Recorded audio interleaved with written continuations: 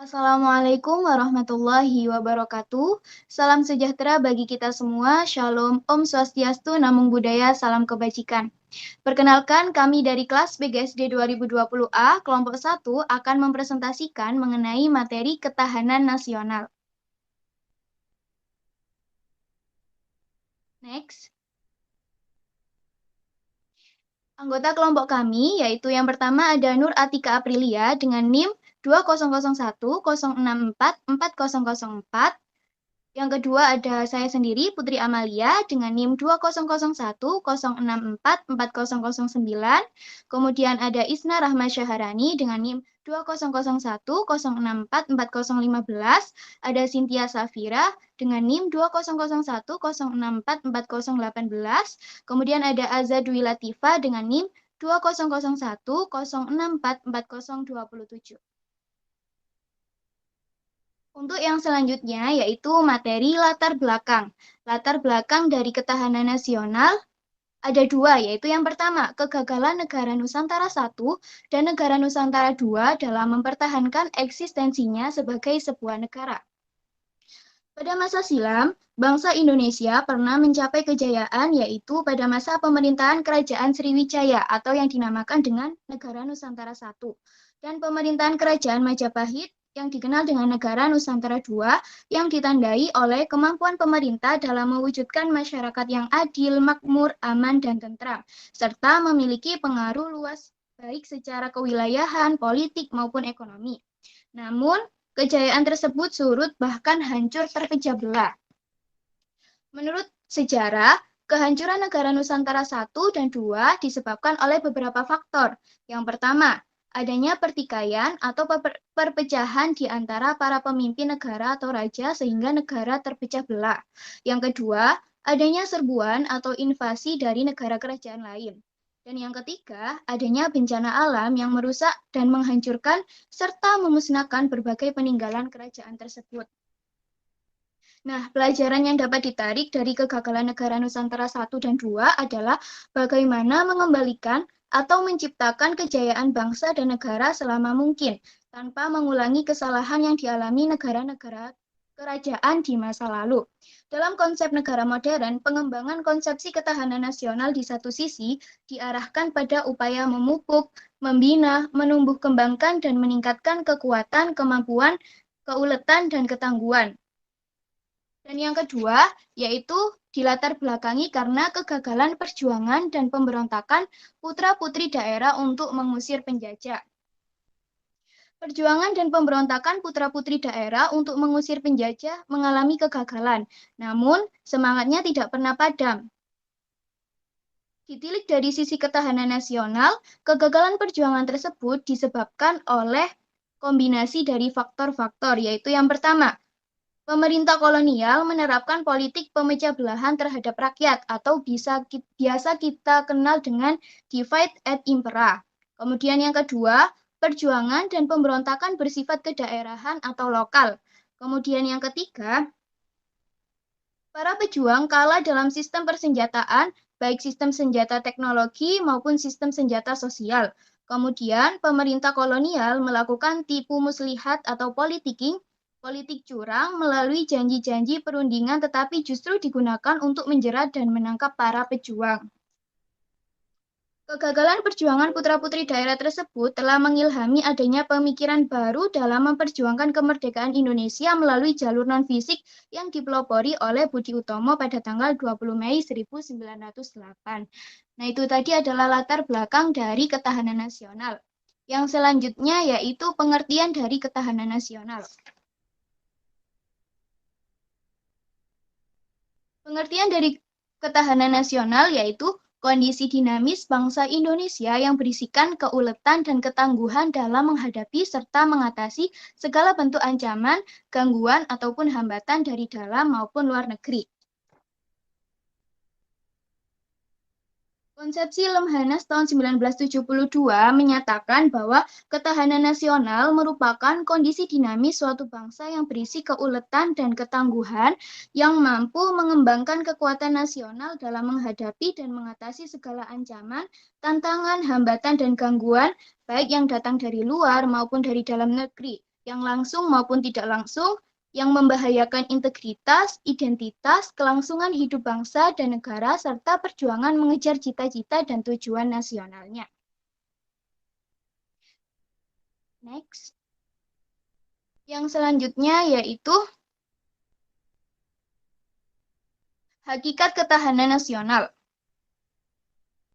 Konsepsi ketahanan nasional Indonesia yang digariskan oleh Lemhanas pada hakikatnya adalah konsepsi tentang pengaturan dan penyelenggaraan kesejahteraan dan keamanan dalam segenap aspek kehidupan nasional secara utuh, menyeluruh, dan terpadu dengan berlandaskan pada Pancasila dan UUD 1945, serta berpedoman pada wawasan Nusantara.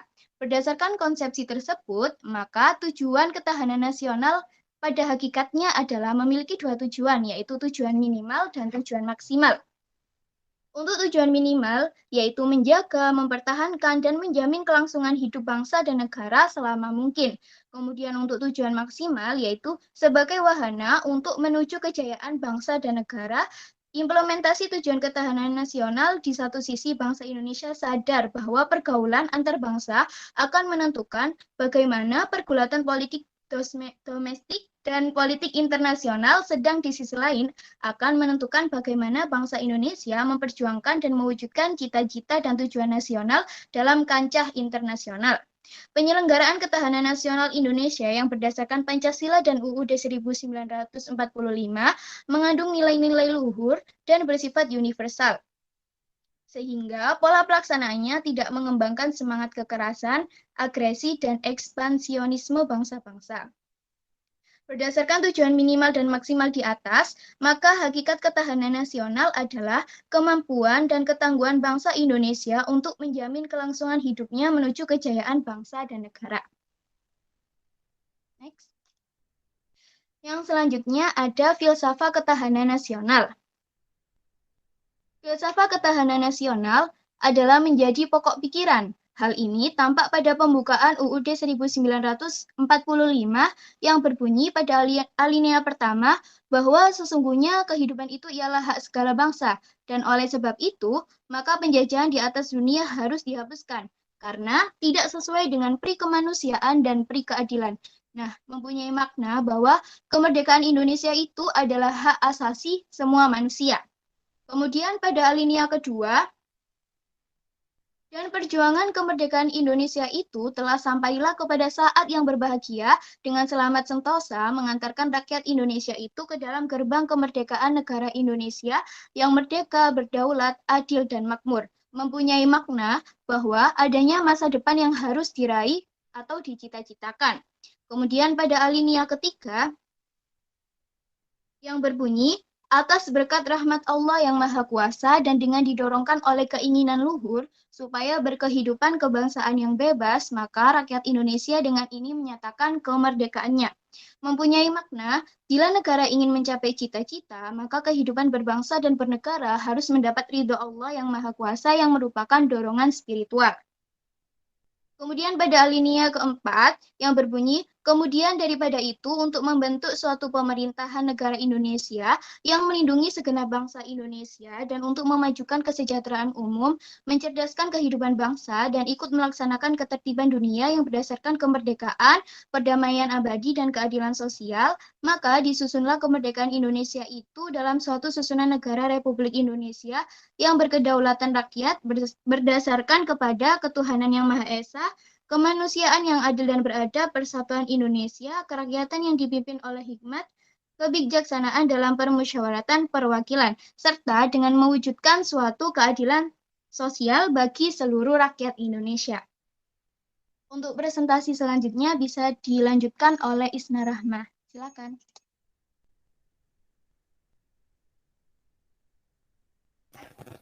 Konsepsi Dasar Ketahanan Nasional.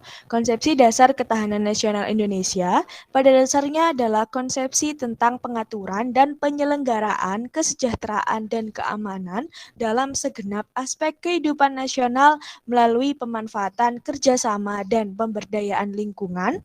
Pembidangan aspek kehidupan nasional dirumuskan dengan metode Astagatra yang terdiri atas aspek alamiah dan aspek sosial. Next.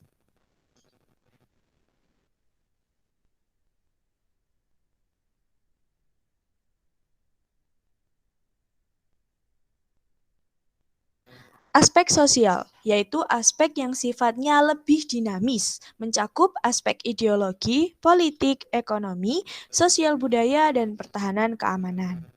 Ideologi adalah sebuah sistem nilai yang merupakan ajaran yang bulat untuk memberi motivasi bagi warga negara.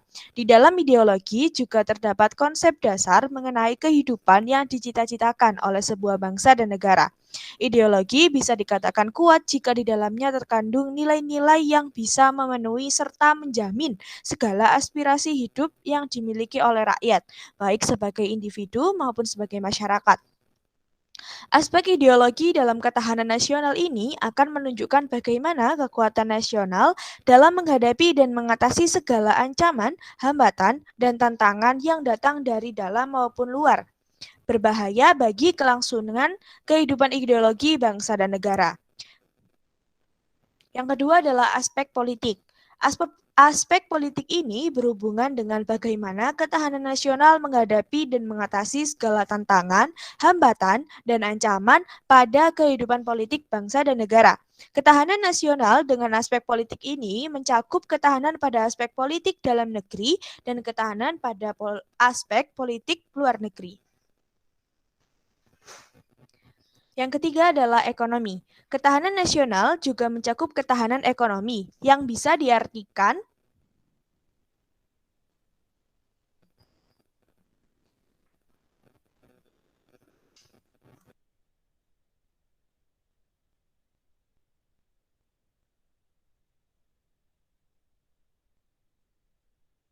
ketahanan nasional juga mencakup ketahanan ekonomi, yang bisa diartikan sebagai kondisi dinamis kehidupan perekonomian bangsa yang ulet dan tangguh dalam menghadapi serta mengatasi segala hambatan, ancaman, dan tantangan untuk menjamin kelangsungan perekonomian negara dengan landasan Pancasila dan Undang-Undang Dasar 1945. Perekonomian merupakan salah satu aspek kehidupan yang sangat berkaitan dengan pemenuhan kebutuhan masyarakat, mencakup kegiatan produksi, distribusi, dan konsumsi barang dan jasa. Segala usaha perekonomian ini akan berdampak pada taraf hidup masyarakat. Sistem perekonomian yang dianut oleh sebuah negara akan memberi ciri khas tersendiri pada kehidupan perekonomian sebuah negara. Misalnya, sangat sensitif dengan pengaruh-pengaruh dari luar negaranya. Sebaliknya, negara dengan sistem perekonomian sosialis akan kurang peka dengan pengaruh dari luar karena semua kegiatan ekonomi ada dalam kendali pemerintah. Tingkat kepekaan negara terhadap pengaruh dari luar ini tentu saja akan memiliki andil dalam ketahanan nasionalnya, terutama ketika perekonomian telah menjadi contoh ancaman non-militer.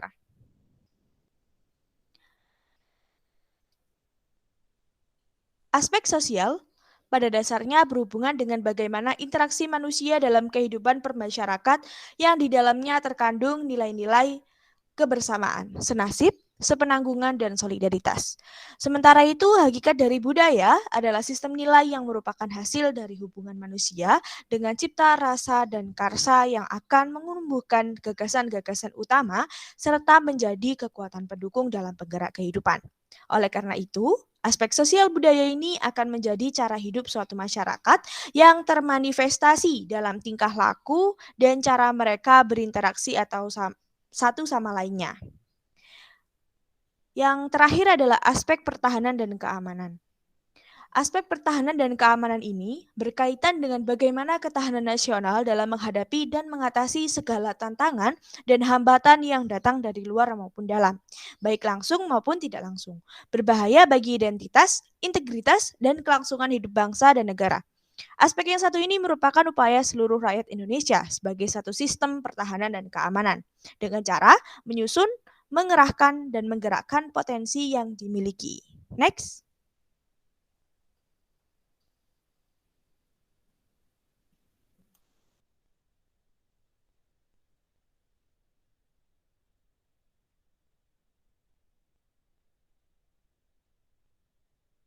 Yang kedua adalah aspek alamiah, yaitu aspek yang sifatnya statis, mencakup aspek geografis, kependudukan, dan sumber daya alam.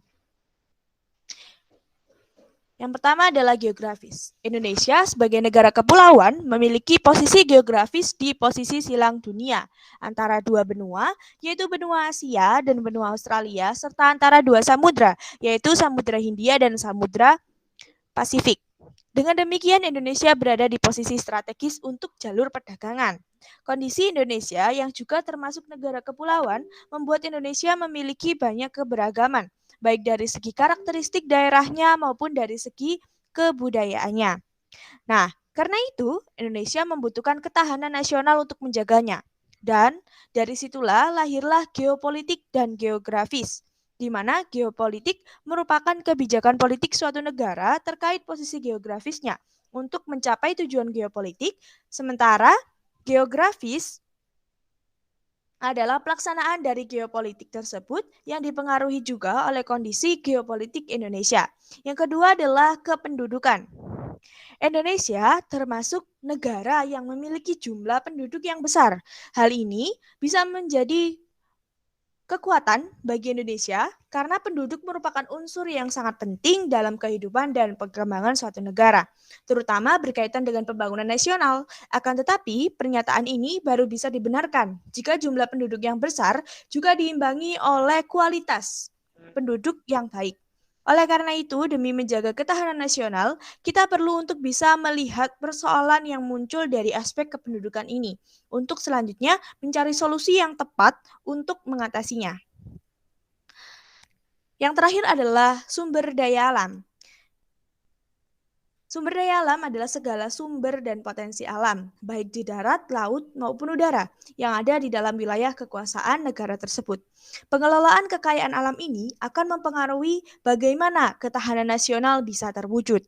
Apabila kekayaan alam bisa dimanfaatkan secara maksimal dan berdaya saing, maka sebuah negara akan bisa memiliki bargaining position yang kuat. Tidak hanya itu, pengelolaan aspek kekayaan ini juga harus lestari. Artinya, pengelolaan harus dilakukan secara berkesinambungan agar manfaatnya bisa dirasakan juga oleh generasi selanjutnya untuk pembangunan nasional yang akan datang. Dengan demikian, kesejahteraan akan bisa dinikmati oleh seluruh warga negara dan ketahanan nasional pun akan bisa tercapai. Nah, presentasi selanjutnya akan dilanjutkan oleh Cynthia.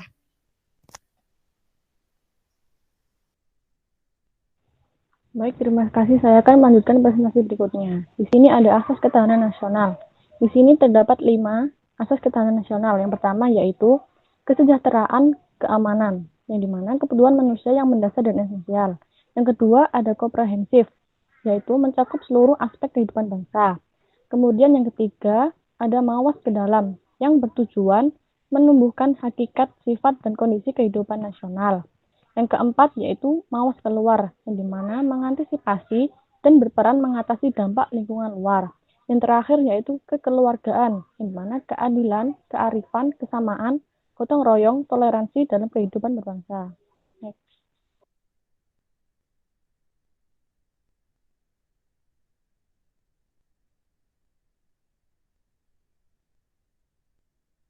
Next.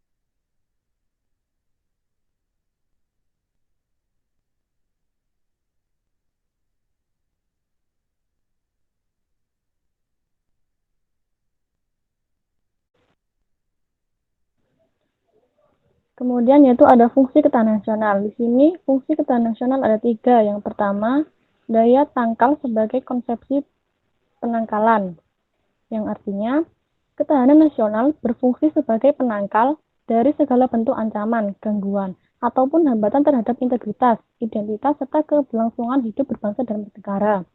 Yang kedua yaitu ada ketahanan nasional sebagai pengarah, yang artinya ketahanan nasional berfungsi untuk mengarahkan potensi kekuatan yang dimiliki bangsa Indonesia dalam bidang ideologi, politik, ekonomi, sosial budaya, pertahanan, serta keamanan untuk mencapai kesejahteraan hidup masyarakat Indonesia. Yang terakhir yaitu pengarah dalam penyatuan pola pikir, pola tindak, serta cara kerja yang intersektor serta multidisipliner. Artinya, melalui kebijakan yang dibuat pemerintah dan menerapkannya dalam kehidupan berbangsa dan bernegara, sehingga masyarakat dapat hidup adil dan makmur. Next.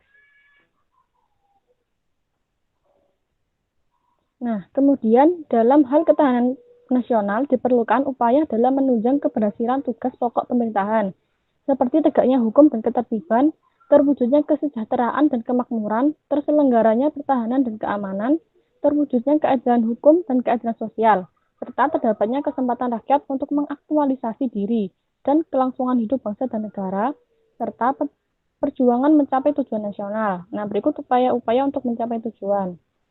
Di sini terdapat 6 upaya untuk mencapai tujuan. Yang pertama yaitu ketangguhan, yang artinya kekuatan yang menyebabkan seseorang atau sesuatu dapat bertahan, menderita, atau dapat menanggulangi beban yang dipikulnya. Yang kedua yaitu keuletan, yang artinya usaha secara giat dengan kemampuan yang keras dalam menggunakan kemampuan tersebut di atas untuk mencapai tujuan. Yang ketiga yaitu ada identitas. Ciri khas suatu bangsa atau negara dilihat secara keseluruhan. Negara dilihat dalam pengertian sebagai suatu organisasi masyarakat yang dibatasi oleh wilayah dengan penduduk, sejarah, pemerintah, dan tujuan nasional. Yang keempat yaitu integritas, yang artinya kesatuan menyeluruh dalam kehidupan nasional suatu bangsa, baik unsur sosial maupun alamiah, baik bersifat potensial maupun fungsional.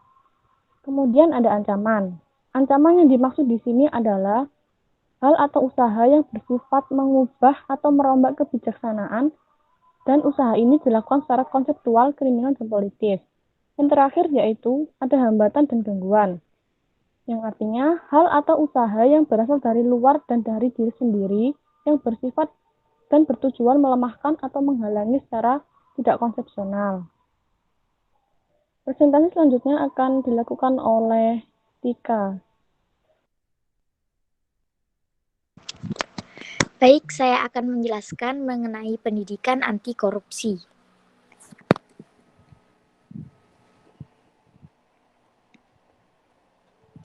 Bisa di next.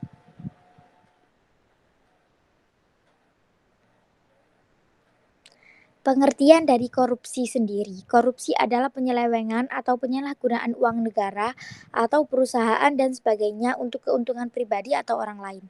Sedangkan pendidikan anti korupsi merupakan usaha sadar dan terencana untuk mewujudkan proses belajar mengajar yang kritis terhadap nilai-nilai anti korupsi. Next. Selanjutnya faktor penyebab. Faktor penyebab dari terjadinya korupsi. Ada faktor internal dan faktor eksternal. Faktor internal sendiri yakni ada dua, yakni aspek perilaku individu karena sifat tamak atau rakus manusia, kemudian gaya hidup yang konsumtif. Kemudian aspek internal kedua yakni aspek sosial. Perilaku korup dapat terjadi karena dorongan perilaku dari keluarganya sendiri atau dari lingkungan. Karena lingkungan dalam hal ini itu memberikan dorongan, bukan memberikan hukuman kepada orang yang berkorupsi. Kemudian yang kedua ada faktor eksternal. Dari faktor eksternal sendiri terdapat aspek sikap masyarakat terhadap korupsi.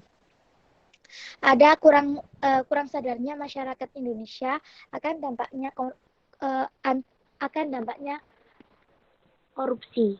Kemudian ada aspek ekonomi, karena pendapatan tidak mencukupi dari koruptor. Kemudian ada aspek politis, dan terakhir ada aspek organisasi.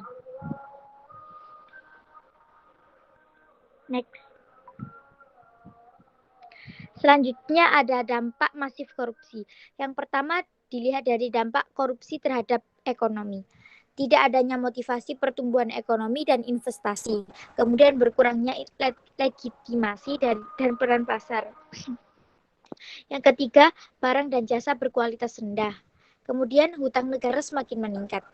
Yang kedua dari aspek sosial. perilaku korupsi yang tertanam pada anak di bawah umur, kemudian mahalnya harga jasa dan pelayanan publik, kemudian akses bagi masyarakat miskin semakin terbatas, kriminalitas semakin meningkat. Selanjutnya ada dampak dari birokrasi pemerintahan. Adanya peraturan dan perundang-undangan yang tidak efektif. Kemudian etika sosial politik yang kurang hidup. Tidak efisiensinya birokrasi. Dan yang terakhir ada memperlambat peran negara dalam pengaturan alokasi. Yang keempat, dampak keempat dilihat dari politik dan demokrasi. Ada kepemimpinan yang berjiwa korup. Kemudian mahalnya biaya politik, hilangnya rasa kepercayaan. Yang terakhir dampaknya yaitu hancur.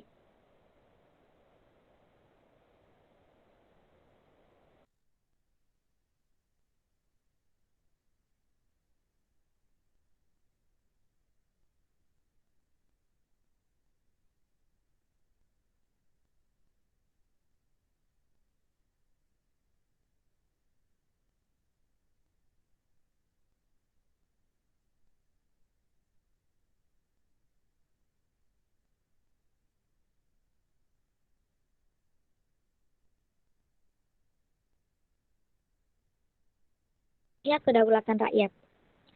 Dampak yang kelima yakni korupsi terhadap penegakan hukum.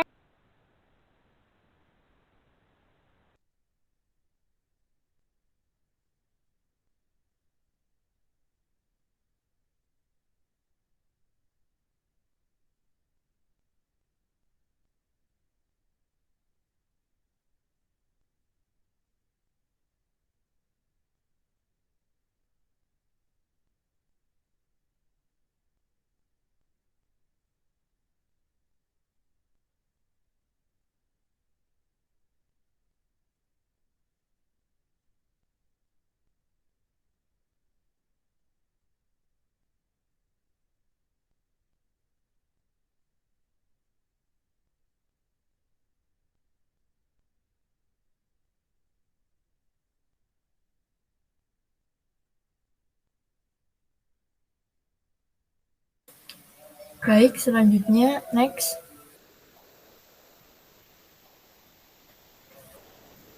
Nilai dan prinsip anti korupsi. Berikut ini adalah nilai-nilai anti korupsi. Yang pertama ada kejujuran. Kejujuran adalah salah satu sifat yang sangat penting bagi kehidupan mahasiswa. Tanpa sifat jujur, mahasiswa tidak akan dipercaya dalam kehidupan sosialnya. Yang kedua ada kepedulian. Kepedulian adalah sikap memperhatikan. Yang ketiga ada kemandirian. Kemandirian mahasiswa dituntut untuk mengerjakan semua tanggung jawab dengan usahanya sendiri. Yang keempat, kedisiplinan adalah ketaatan atau kepatuhan kepada peraturan. Dan yang terakhir ada tanggung jawab. Adalah keadaan wajib menanggung segala sesuatu yang terjadi apa-apa boleh dituntut, dipersalahkan, dan diperkarakan. Next. Selanjutnya ada prinsip-prinsip anti korupsi. Yang pertama, akuntabilitas. Akuntabilitas adalah kesesuaian antara aturan dan pelaksanaan kerja. Yang kedua, transparansi. Transparansi di semua proses kebijakan dilakukan secara terbuka, sehingga segala bentuk penyimpangan dapat diketahui oleh publik. Yang ketiga, ada kewajaran. Kewajaran untuk mencegah terjadinya atau manipulasi ketidakwajaran yang terjadi dalam penganggaran, baik dalam bentuk markup atau dan lain-lain. Selanjutnya ada kontrol kebijakan, yaitu kebijakan dan kontrol kebijakan untuk mengatur tata interaksi agar tidak terjadi penyimpangan yang dapat merugikan negara dan masyarakat. Next. Selanjutnya ada upaya pemberantasan korupsi. Yang pertama, pembentukan The Global Program Against Corruption dalam bentuk United Nations Anti-Corruption Toolkit. Yang kedua, pembentukan lembaga anti korupsi. Yang ketiga, mewajibkan pejabat publik untuk melaporkan harta kekayaan yang dimiliki. Yang keempat, access to information. Yang kelima, instrumen hukum pendukung pencegahan dan pemberantasan korupsi. Yang keenam, monitoring dan evaluasi. Yang ketujuh, kerjasama internasional dengan negara lain maupun dengan internasional NGOs. Next. Selanjutnya ada peran mahasiswa dalam gerakan anti korupsi. Yang pertama ada di lingkungan keluarga, yaitu melakukan pengamatan terhadap perilaku keseharian anggota keluarga. Yang kedua di lingkungan kampus, mencegah agar dirinya sendiri tidak berperilaku koruptif dan tidak korupsi. Yang kedua, seorang mahasiswa diharapkan dapat mencegah agar rekan-rekannya sesama mahasiswa dan organisasi kemahasiswaan di kampus tidak ada yang berperilaku koruptif dan tidak korupsi. Yang ketiga ada masyarakat luas. Mahasiswa dengan kompetensi yang dimilikinya dapat menjadi pemimpin atau leader dalam gerakan massa anti korupsi, baik yang bersifat lokal maupun nasional. Sekian presentasi mengenai ketahanan nasional dan pendidikan anti korupsi dari kelompok 1. Kurang lebihnya mohon maaf dan wassalamualaikum warahmatullahi wabarakatuh.